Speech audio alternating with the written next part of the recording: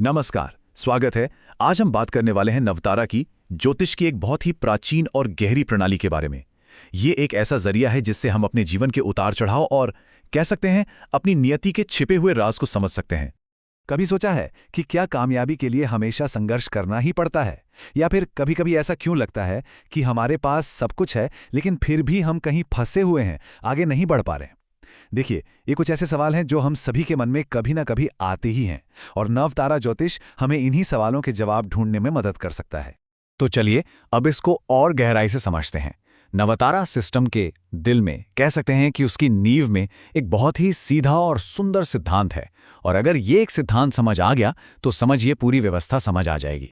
तो इसका जो सबसे मूल नियम है वो ये है, कोई भी ग्रह जिस नक्षत्र या तारा में बैठा है वो परिणाम तो उसी का देगा, लेकिन वो परिणाम मिलेगा कैसे? आसानी से या बहुत मुश्किलों के बाद? ये इस बात से तय होता है कि उस ग्रह का आधिपत्य यानी उसकी लॉर्डशिप कहाँ है, और यहीं से मंजिल और सफर का फर्क साफ हो जाता है। इसको ना एक जीपीएस की तरह समझिए।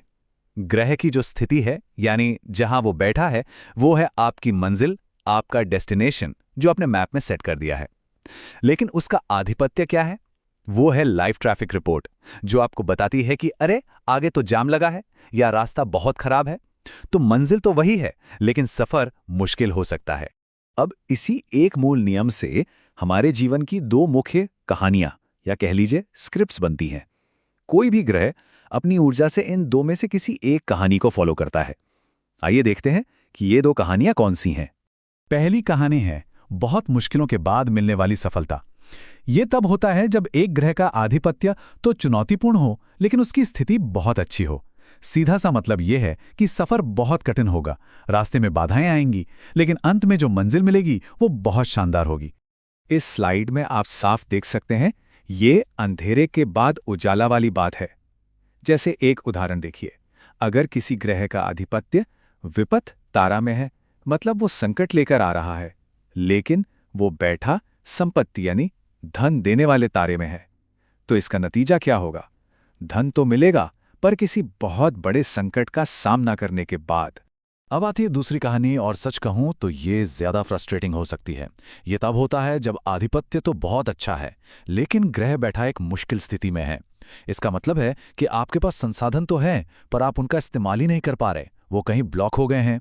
जरा इस स्थिति की निराशा को समझिए। मान लीजिए आधिपत्य संपत्ति का है, यानी ग्रह धन देना चाहता है, लेकिन वो बैठा है विपत यानी संकट की स्थिति में। तो क्या होगा? पैसा तो है, पर जब जरूरत पड़ेगी वो किसी मुसीबत में फंस जाएगा या कहीं अटक जाएगा। मतलब चीजें होते हुए भी हाथ नहीं आएंगी। लेकिन रुकिए, यहां एक बहुत जरूरी बात समझनी है।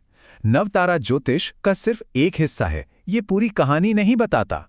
असल और पूरी सच्चाई तो व्यक्ति की अपनी जन्म कुंडली में ही छुपी होती है। ये तो बस एक संकेत है। ये जो बात यहां लिखी है, ये बहुत महत्वपूर्ण है।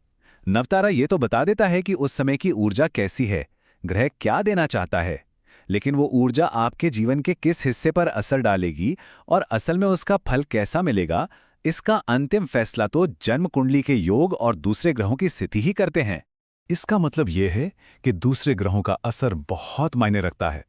मान लीजिए नवतारा वध यानी किसी चीज के खत्म होने का संकेत दे रहा हो, जो कि सुनने में अच्छा नहीं लगता, लेकिन अगर उस पर बृहस्पति जैसे शुभ ग्रह की दृष्टि पड़ रही हो, तो हो सकता है कि वो अंत उतना बुरा ना हो, बल्कि किसी पुरानी समस्या का अंत हो। इसी तरह महादशा और अंतर्दशा भी परिणाम को पूरी तरह बदल सकती हैं। तो क्या इसका मतलब ये है कि हम इन कहानियों के सिर्फ एक मूक दर्शक बने रहें? नहीं, बिल्कुल भी नहीं। ये ज्ञान हमें पहले से तैयारी करने और समाधान खोजने की ताकत देता है।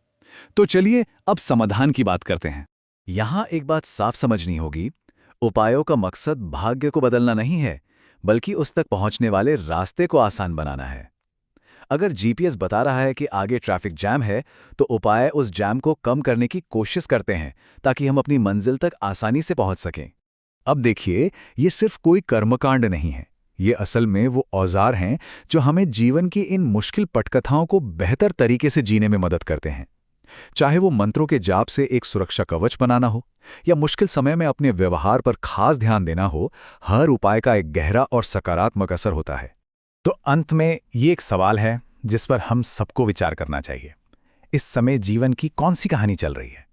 क्या ये संघर्ष के बाद सफलता की कहानी है, या ऐसा महसूस हो रहा है कि साधन तो हैं पर वो कहीं अटके हुए हैं? इस पर सोचिएगा जरूर।